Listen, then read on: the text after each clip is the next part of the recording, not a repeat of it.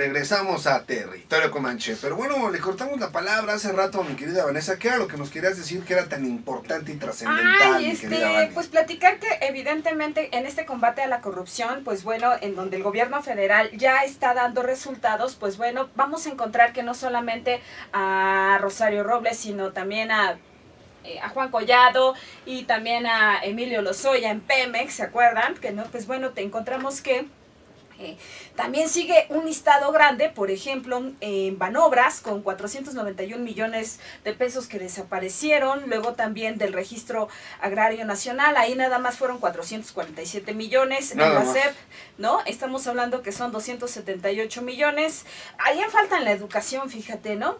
En Foviste 249 millones, en el Servicio Nacional de Sanidad, Inocuidad y Calidad Agroalimentaria en Senacica 138 millones, en el Instituto Nacional para la Educación de los Adultos 97 millones, en la Secretaría de Economía desaparecieron 96 millones, qué curioso, ¿no?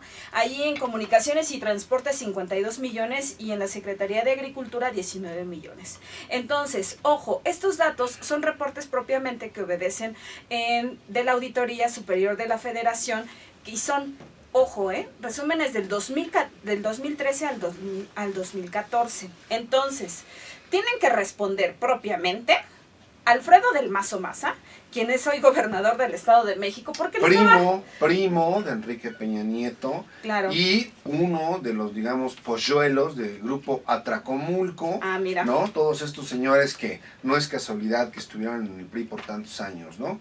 ¿Qué más? Pues bueno, él estaba al frente de Banobras en el periodo de Enrique Peña Nieto, en la SEP, en este periodo, pues bueno, estaba Emilio Choifet, en Foviste, pues bueno, vamos a encontrar a José Reyes Baeza, Terrazas, en Zagarpa con Enrique Martínez y Martínez, en el Instituto Nacional para la Educación a los Adultos lo dirigía Alfredo Lloronte Martínez, en el Registro Agrario Nacional Manuel Ignacio Acosta Gutiérrez, en la Secretaría de Comunicaciones y Transporte don Gerardo Ruiz Esparza. Ahí nada y más, entonces, pues bueno, en la Secretaría de Economía, nada más y nada menos que Ildefonso Guajardo, y pues entonces nos uno habla de los principales negociadores del Tratado de Libre Comercio, ¿verdad?, en el sexenio de Enrique Peña Nieto, el guapo de guapos. Pues sí. Pero ¿qué te parece, si ya, no sé, si quieras andar más en algunas de estas cifras? ¿Qué crees? Que son unos milloncitos que no le haría mal recuperarlos en este instituto para devolverle al pueblo lo robado, ¿verdad? En una de esas, pues bueno, puede ser. Mira, yo creo que esto apenas comienza, como dicen muy coloquialmente para mí, esto apenas empieza y no se acaba hasta que se acaba.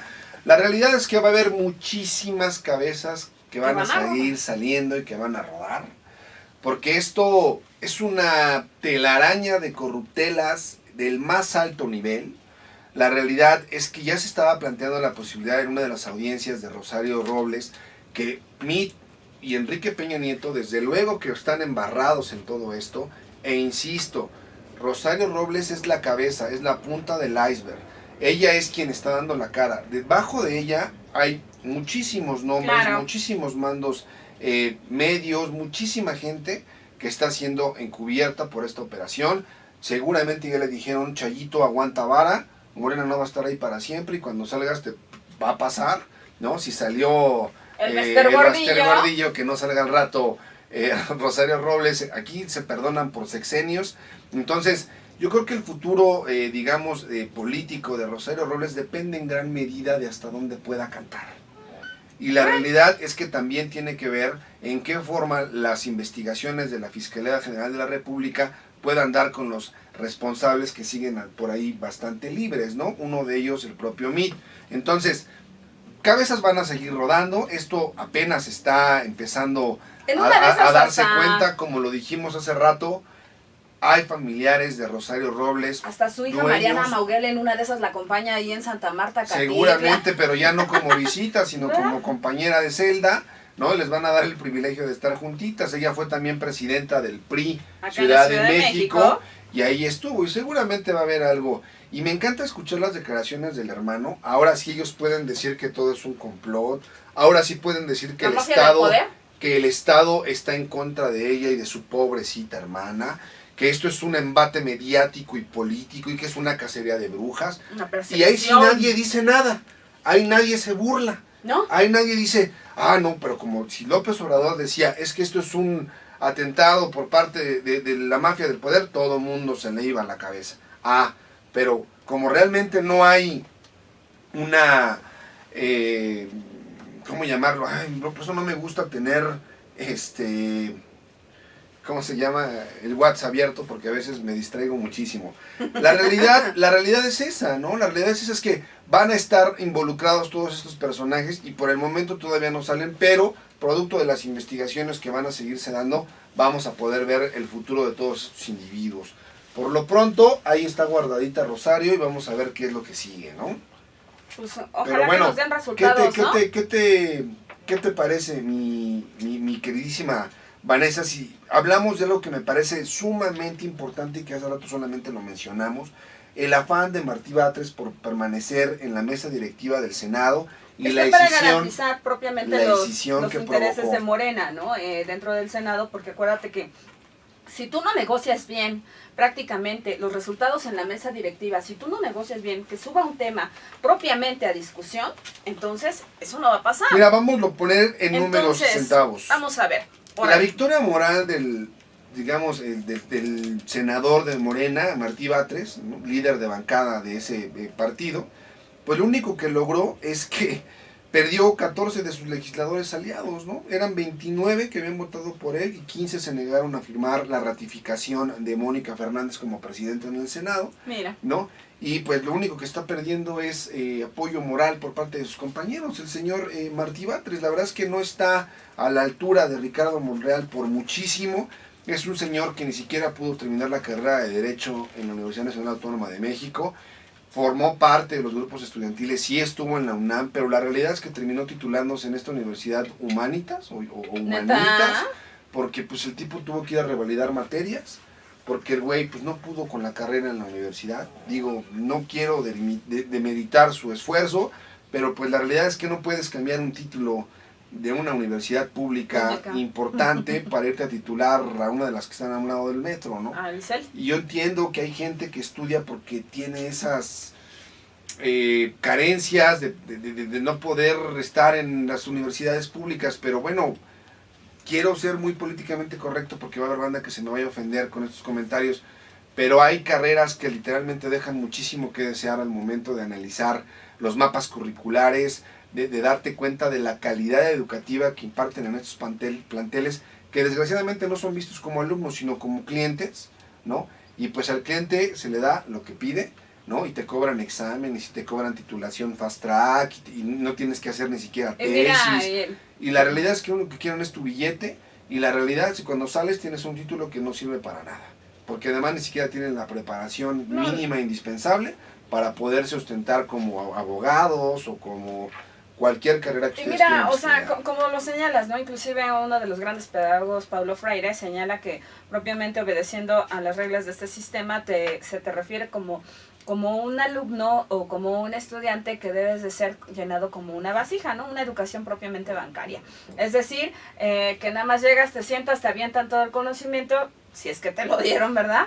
Y entonces te llenan y no te enseñan a hacer prácticamente con el nada. Es decir, no te llevan al análisis, a la reflexión, a decir, todo esto va por A, B, C, D, I, sí, D, no es una crítica basada en la teoría, basada en una formación propiamente profesionista. Pero bueno, hasta ahí dejamos el comentario. De verdad, quise hacer la aclaración porque considero que es prudente, ¿no? Y mucha gente me dice, la escuela la hace el estudiante, también ocurre que hay gente brillante que desgraciadamente porque tuvo mala pata, que también puede pasar, no entran a una universidad como lo es la UAM, el Instituto Politécnico Nacional, la UNAM o alguna de las universidades del Estado, ¿no? Tuvieron que estar en otras cuestiones. Bueno, la realidad es que el capricho de Martí Batres, lo único que ha generado en su afán por continuar como presidente de la mesa directiva en el Senado, lo único que ha traído son pues un retroceso importante dentro del partido que representa a nuestro actual presidente, y la realidad es que pues Andrés Manuel lo único que les pide es que pues no descuiden el changarro, porque esto va a debilitar considerablemente al partido. Y bueno, Yo creo que Martí Batres trae una actitud demasiado sobrada, considera casi que sin él el partido no jala y pues tampoco va por ahí. El señor acudió ya a la Comisión de Honestidad y Justicia para que esta a su vez pues escuche su queja, porque él comenta que fue un proceso muy violentado por parte del senador Monreal y que evidentemente fallaron a favor de él.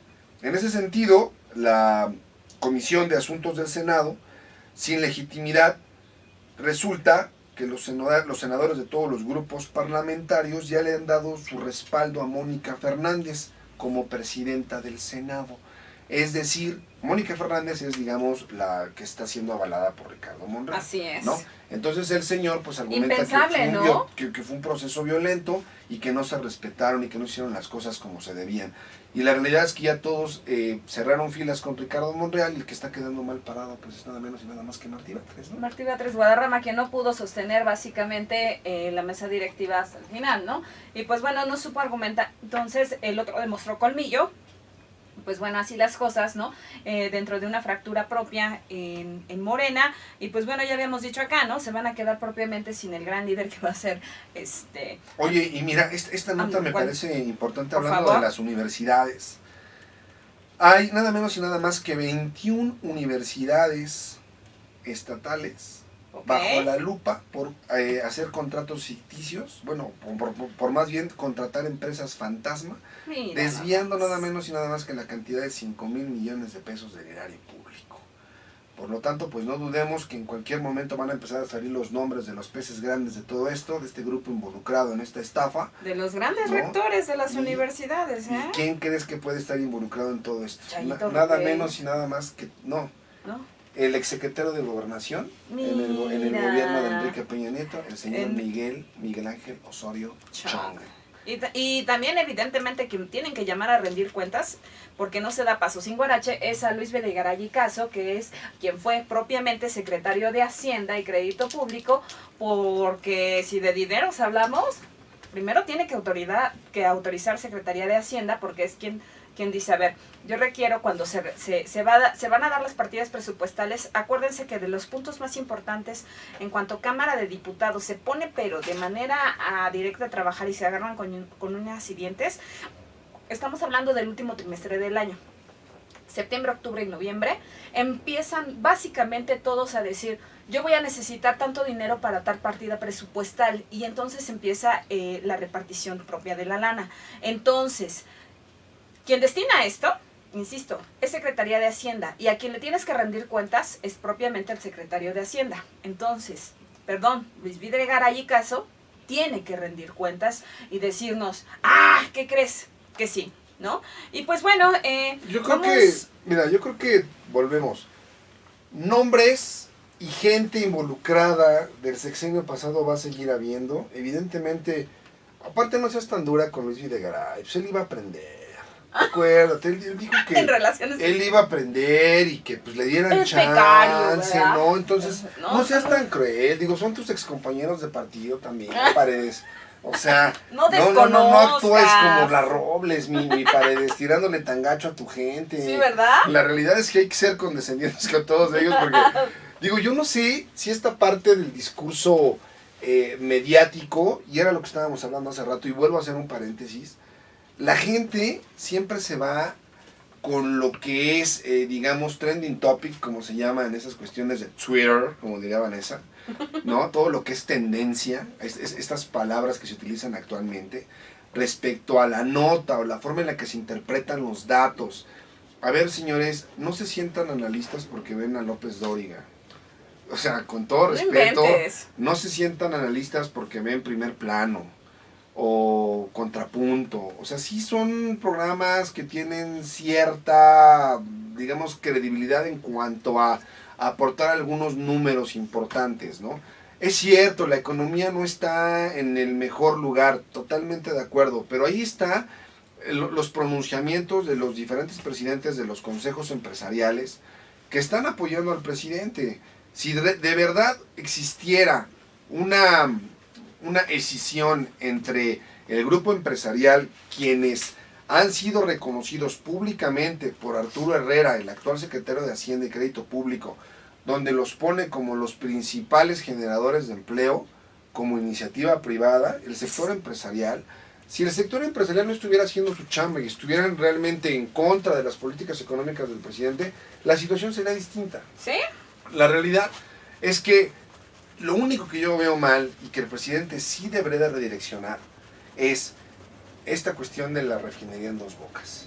¿Por qué? Ya le habían dicho que no desde el Porque principio. estamos en un proceso donde los combustibles fósiles están ya prácticamente en una etapa de extinción, nos acabamos el petróleo, esa es una realidad, y no tan solo aquí, en el mundo entero. Entonces, es Buscar un tanto alternativas, inútil, ¿no? Deberíamos de invertir en energías renovables, En investigación, investigación en ciencia y medioambiental. tecnología, ¿verdad? Ahí Para le falta decir, mucho a nuestro ¿verdad? presidente. Ahí le falta mucho a nuestro presidente y por eso Vanessa ya va a llevar su CV, De hecho, ¿no? sí. Para que sea asesora, porque Ojalá. definitivamente el presidente tiene que redireccionar todas las políticas públicas. Pero con todo esto y muchísimo más regresamos a... Territorio Comanche, solo por acústicaradio.com.mx. Dale voz a tus sentidos.